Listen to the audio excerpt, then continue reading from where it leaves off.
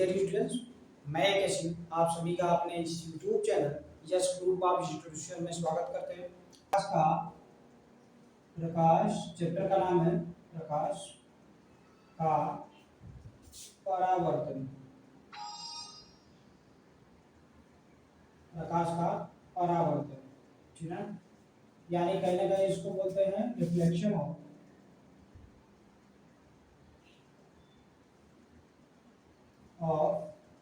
Light. Reflection of light, देखिएगा इसमें सबसे पहला पॉइंट जो आता है आपका, हम उसी को जानेंगे कि लाइट किसे कहते हैं। क्या लाइट, पहला पॉइंट क्या है? लाइट यानी प्रकाश। इसे कैसे कहते हैं या ये क्या होता है इसको जानते हैं। तो कहीं ना कहीं देखिएगा प्रकाश एक ऐसा माध्यम है, प्रकाश एक ऐसा माध्यम है जिसके थ्रू कोई वस्तु हमें दिखाई देती है या उसकी हेल्प से कोई वस्तु हमें दिखाई देता है। क्लियर हो पारी बातें? समझ में आया पॉइंट? कहने का मतलब प्रकाश एक प्रकार की ऊर्जा है या प्रकाश एक प्रकार का माध्यम है जिसकी सहायता से हमें कोई वस्तु दिखाई देता है, ठीक है। जैसे अगर हम बात करते हैं डे में क्या होता है, लाइट होती है, ठीक है। दिन की अगर बात करें तो दिन में क्या होता है, हमें किसी प्रकाश की जरूरत होती है? नहीं होती, क्योंकि सन हमें प्रकाश देता रहता है। उसकी हेल्प से विभिन्न विभिन्न प्रकार की वस्तुएं हमें क्या करती है, दिखाई देती है, ठीक है। अब जानते हैं, देखिएगा इसके बाद हमारा जो इसी में पॉइंट आता है प्रदीप्त वस्तुएं, प्रदीप्त और अदीप्त।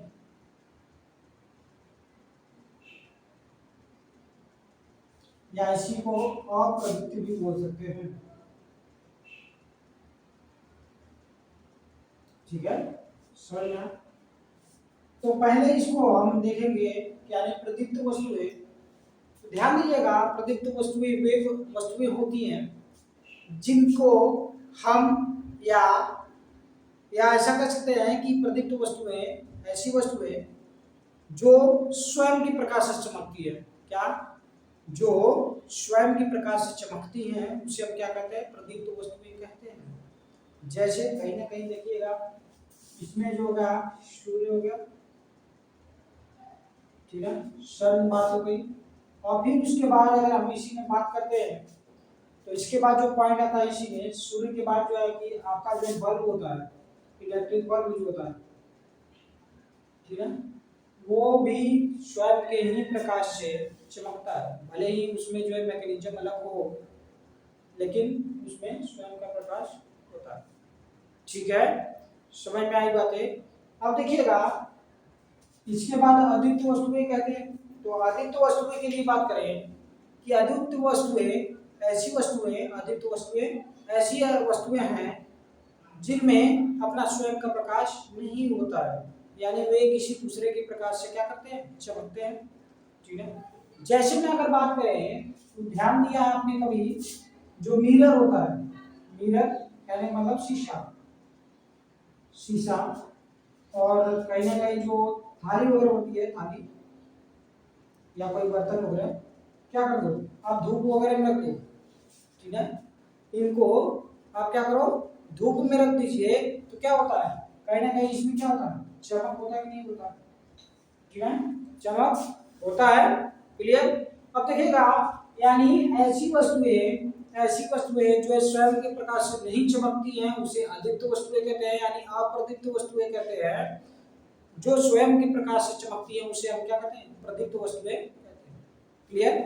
पॉइंट क्लियर हुआ? कहीं ना कहीं हमने देखा अभी लाइट देखा, लाइट में देखा क्या कि प्रकाश एक प्रकार की ऊर्जा है या प्रकाश एक प्रकार का माध्यम है जिसकी सहायता से हमें क्या करता है, कोई वस्तु दिखाई देता है।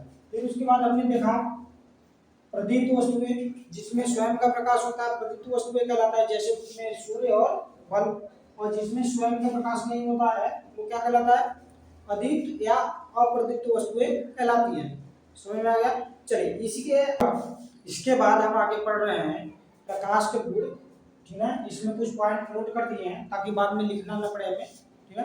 अब देखिएगा यहाँ पे जो है पहला प्रकाश के गुण में है कह रहा विद्युत चुम्बकीय तरंगे। इसका कहने का मतलब ये है कि जो प्रकाश के किरण है, जो रेज ऑफ लाइट है, वो विद्युत चुम्बकीय तरंगों के रूप में चलता है, ट्रेवल करता है। समझ में आ रही बात है? कहीं ना कहीं जो है ऊपर से यहाँ तक जो लाइट आती है वो किस में आती है? विद्युत चुम्बकीय तरंगों के रूप में आती है, ठीक है। अब देखिएगा फिर उसके बाद कह रहा है यह स्वयं नहीं दिखाई देता। सेकेंड पॉइंट क्या है कि यह स्वयं नहीं दिखाई देता, लेकिन इसकी सहायता से कोई वस्तु हमें क्या करती है? दिखाई देती है। कैसे पता चलता है कि हमारे यहाँ पे लाइट है? जब तक किसी लाइट किसी वस्तु पे अगर पड़ती नहीं है तो वस्तु दिखाई देती है। आज लाइट ये पर इस पे पड़ रही है तो मार्कर हमें दिखाई दे रहा है। समझ में आ रही बात है? क्लियर हो पाया ना? ठीक है। तो कहने का मतलब ये स्वयं लाइट यानी लाइट स्वयं नहीं दिखाई देता, लेकिन इसकी सहायता से कोई वस्तु दिखाई देती है, ठीक है। अब थर्ड पॉइंट की जो देखिएगा कह रहे हैं पारदर्शी माध्यम। पारदर्शी माध्यम कहने का मतलब ये है कि ये पारदर्शी माध्यम होंगे, ठीक है, यानी ट्रांसपेरेंट मीडियम। कहने का मतलब कांच हो गया, ठीक है। तो क्या करती है? कांच से आर पार चली जाती है, यानी जितने भी पारदर्शी माध्यम हो गए, जैसे प्लास्टिक भी हो गया, ठीक है, तो इन सबको से ये क्या करती है? ट्रांसपेरेंट यानी आर पार चली जाती है। लेकिन अपारदर्शी माध्यमों से ये क्या करती है? आर पार नहीं जा पाती। जैसे लोहा हो गया, लकड़ी हो गई, ठीक है, कागज हो गया, इनसे क्या करता है? लाइट आर पार नहीं जा सकती। समझ में आया? पारदर्शी मीडियम और अपारदर्शी मीडियम समझ में आया, माध्यम समझ में आया, ठीक है। अगला देखिएगा इसमें कह रहा है चांद।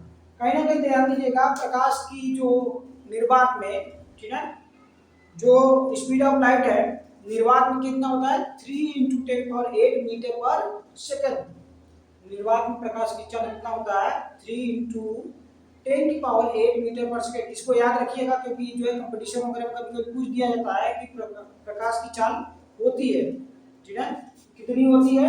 3 × 10⁸ मीटर पर सेकंड। और देखिएगा इसके बाद फिफ्थ पॉइंट है सरल रेखा। इसका मतलब क्या है कि कहीं ना कहीं ध्यान दीजिएगा कि जो लाइट है, लाइट रेज है, वो क्या करती है? स्ट्रेट लाइन में चलती है, यानी सरल रेखा में चलती है। इसी कारण यही है कि लाइट जो है एक टेढ़े पथ पे नहीं जा सकती, ठीक है। यानी कहने का मतलब कि आप रूम में हैं तो रूम में अगर सनलाइट आ रहा है तो वहां पे रोशनदान जो होता है, ठीक है, खिड़की वगैरह होती है, खिड़की से सीधे आती है। नहीं तो क्या होता? लाइट अगर रूम में आपके एंट्री करती तो उस कंडीशन में पूरा रूम क्या होता? उजाले में होता है, लेकिन ऐसा होता नहीं है, ठीक है। चमकदार तल से परावर्तन। अब देखिएगा ये पॉइंट जो है परावर्तन पॉइंट है, ठीक है।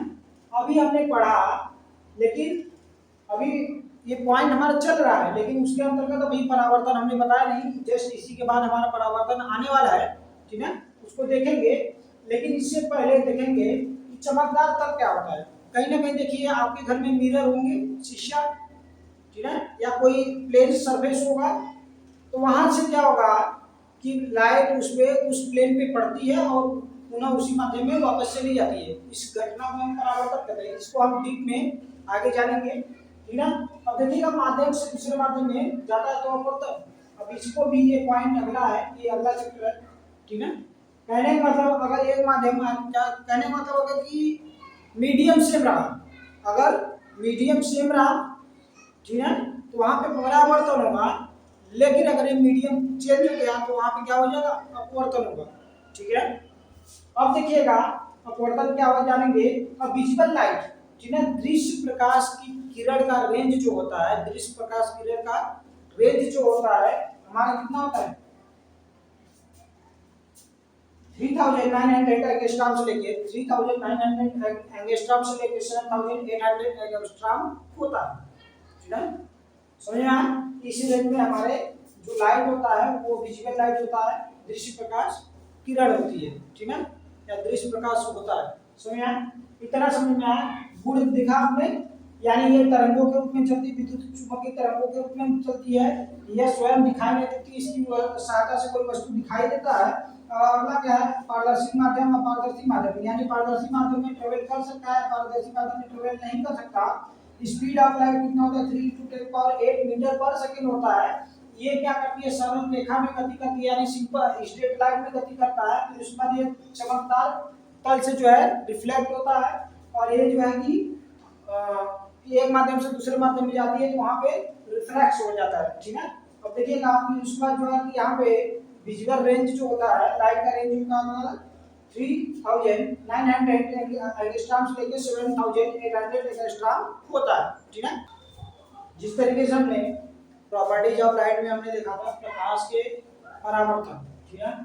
तो हमने बताया था कि इस पॉइंट को हम बाद में पढ़ेंगे। तो देखिए ये परावर्तन आ गया, ठीक है, परावर्तन, रिफ्लेक्शन, ठीक है। और ध्यान दीजिएगा रिफ्लेक्शन में होता है कि कहीं ना कहीं जो होता है ये एक तल से जब हो, ध्यान दीजिएगा यहाँ के प्रकाश के परावर्तन के गुण में हमने ये चीजें देखी थी कि प्रकाश का परावर्तन जो है, प्रकाश के गुण में प्रकाश का परावर्तन आया था, ठीक है। तो परावर्तन हम यहीं पे डीपली में समझेंगे। तो देखिएगा करता क्या है, यहाँ पे अगर कोई चिकना तल यानी परावर्तक तल हो, जैसे यहाँ पे बात कर रहा है, देखिए परावर्तक तल जैसे आपका प्लेन मिरर हो गया, शीशा हो गया, ठीक है। वो तो होता क्या उसमें कि यहां से लाइट चलती है, लाइट रे, ठीक है, लाइट रे चलती है और जो है कि यहाँ पे दर्पण के पृष्ठ पे आकर पड़ती है, ठीक है। पड़ने के बाद जिस एंगल से आती है उसी एंगल से पुनः उसी माध्यम में वापस चली आती है। यानी कहीं ना कहीं देखिएगा यहाँ पे मीडियम जो होगा, मीडियम जो होगा यहाँ पे क्या होगा, सेम होगा, ठीक है, सेम मीडियम होगा। समझ में आ रही बात है। तो कहीं ना कहीं इसका जो डेफिनेशन होगा, कहने का मतलब यहाँ पे होगा, देखिएगा ध्यान दीजिएगा, जब कोई प्रकाश की किरण, जब कोई प्रकाश की किरण किसी चिकने तल से, ठीक है, जब कोई प्रकाश की किरण किसी चिकने तल से टकराने के बाद पुनः उसी माध्यम में वापस चला जाता है, पुनः उसी माध्यम में चला जाता है, तो इस घटना को हम क्या कहते हैं, प्रकाश का परावर्तन कहते हैं। यानी जब कोई प्रकाश का किरण, जब कोई प्रकाश की किरण एक माध्यम से यानी किसी माध्यम से टकराने के बाद पुनः उसी माध्यम में चली जाती है, ठीक है, किसी चिकने तल से टकराने के बाद पुनः उसी माध्यम में वापस चली जाती है, इस घटना को प्रकाश का परावर्तन कहते हैं, ठीक है। अब देखिएगा, अब है इसी में परावर्तन के नियम, ठीक है, परावर्तन के नियम। तो परावर्तन के नियम में ध्यान दीजिएगा, पहला नियम जो होगा, पहला नियम जो है, तो हमेशा ध्यान दीजिएगा परावर्तन का नियम जो है, पहला नियम रूल, ठीक है। रूल में देखिएगा, कहने का मतलब ये होता है कि ये क्या है, ये तो कोड रहा आपतन कोड, परावर्तन कोड, लेकिन यहीं पे ये है इंसिडेंट रे, कहने का मतलब आपतित किरण, ठीक है। इसको हम क्या बोलेंगे, परावर्तित किरण अभिलंब तथा आपतन बिंदु पर क्या, ध्यान दीजिएगा आपतन कोण हमेशा जो है परावर्तन कोण के बराबर होता है, ये इसके हमेशा बराबर होगा। यानी कहीं ना कहीं angle I equal to angle R के हमेशा होगा, ठीक है, क्लियर हो पाया। आपतन कोण बराबर परावर्तन कोण होगा। दूसरा नियम देखिएगा, दूसरा रूल ये कहता है आपतित किरण अभिलंब तथा परावर्तित किरण, कौन कौन, आपतित किरण,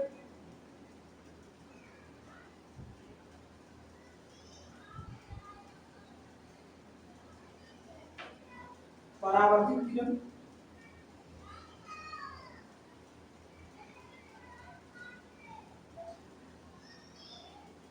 अभिलंब,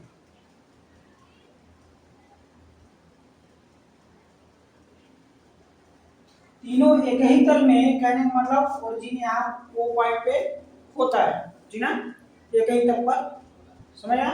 पहला नियम क्या रहा, आपतन कोण बराबर परावर्तन कोण होगा, और दूसरा नियम आपतित किरण परावर्तित किरण तथा अभिलंब तीनों एक ही तल में होते हैं। यही नियम है और हमेशा जो है ये ध्यान दीजिएगा, इंपॉर्टेंट है जी ना। ये पूछ देता है प्रकाश के परावर्तन से क्या समझते हैं, प्रकाश के परावर्तन से क्या समझते हैं तथा प्रकाश के परावर्तन के नियमों को समझाइए जी ना। क्लियर? चलिए इमेज, तो इमेज का मतलब ये है, ध्यान दीजिएगा कि अगर कोई वस्तु कहीं पे रखी हुई है, उसका एक दूसरा जो प्रतिबिंब बनता है ठीक है, कैसे बनता है उसको समझते हैं। देखिएगा क्या कह रहा है कि किसी बिंदु अथवा वस्तु से चलने वाली दो या दो से अधिक प्रकाश की किरणें, ठीक, किसी बिंदु अथवा वस्तु से चलने वाली दो या दो से अधिक प्रकाश की किरणें परावर्तन या अपवर्तन के पश्चात मिलती हैं या मिलती हुई प्रतीत होती हैं, तो उस बिंदु को, ठीक है, जहां पर मिलती हैं मिलती हुई प्रतीत होती हैं, उस बिंदु को प्रथम बिंदु का क्या कहते हैं, प्रतिबिंब कहते हैं। अब समझते हैं कि बात कहने का मतलब क्या है यहाँ पे। तो देखिएगा, कहने का मतलब ये है कि अगर मान के चलिए ये कोई वस्तु रखी गई है, ठीक है, तो इसका कहीं पे मान लीजिए फिल्म बन रहा है, ठीक है, मान लीजिए यहाँ पे, ठीक है। अब यहाँ पे बीच में अपवर्तन होगा या परावर्तन होगा तो उस कंडीशन बाद में देखेंगे, लेकिन मान लीजिए यहाँ पे अपवर्तन या परावर्तन हो रहा है, ठीक है। तो इस कंडीशन में इस वस्तु का जो प्रतिबिंब होगा ये कौन होगा, ये प्रतिबिंब होगा, ठीक है। समझे? अब आगे देखते हैं कि प्रतिबिंब जो है आपका, इमेज जो है, प्रतिबिंब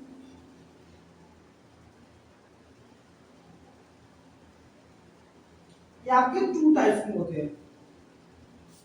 क्या होते हैं? टू टाइप्स में होते हैं। पहला जो होगा रियल होगा, ठीक है, रियल होगा, और दूसरा क्या होगा, वर्चुअल होगा, ठीक है। मतलब रियल मतलब वास्तविक, और वर्चुअल मीन्स आभासी, ठीक है। क्लियर हुआ? अब देखिए रियल इमेज किसे कहते हैं, रियल इमेज किसे कहते हैं, तो ऐसा इमेज यानी किसी वस्तु अथवा किसी बिंदु से चलने वाली प्रकाश की किरणें परावर्तन अथवा अपवर्तन के पश्चात क्या करती हैं, मिलती हैं। तो उस कंडीशन को, जिस बिंदु पर मिलती है उस बिंदु को हम कहते हैं प्रथम बिंदु का क्या, वास्तविक प्रतिबिंब, ठीक है, वास्तविक प्रतिबिंब। लेकिन किसी बिंदु अथवा वस्तु से चलने वाली प्रकाश की किरणें, किसी बिंदु अथवा वस्तु से चलने वाली प्रकाश की किरणें परावर्तन अथवा अपवर्तन के पश्चात जिस बिंदु पर मिलती हुई प्रतीत होती है, ध्यान दीजिएगा, रियल कब होगा, जब मिलेगी तो रियल होगा, लेकिन मिलती हुई प्रतीत होंगी तो वहां पे क्या होगा, वर्चुअल होगा, यानी आभासी होगा, ठीक है। ये सारे कॉन्सेप्ट जो है आगे क्लियर हो जाएंगे, क्योंकि जब हमें इमेज फॉर्मेशन पढ़ना है तो उस कंडीशन में सारे क्लियर हो जाएंगे, ठीक है। तो कहीं ना कहीं इसमें हमने देखा कि इमेज देख लिया, आगे जो है मिरर वगैरह पढ़ेंगे, तो मिरर जब पढ़ेंगे तो मिरर के इमेज फॉर्मेशन बाकी चीजें रहेंगी नहीं है, ठीक है, वो देखेंगे हम अगले लेक्चर में। चलिए मिलते हैं आप लोगों से अगले लेक्चर में, तब तक के लिए आप सभी का धन्यवाद।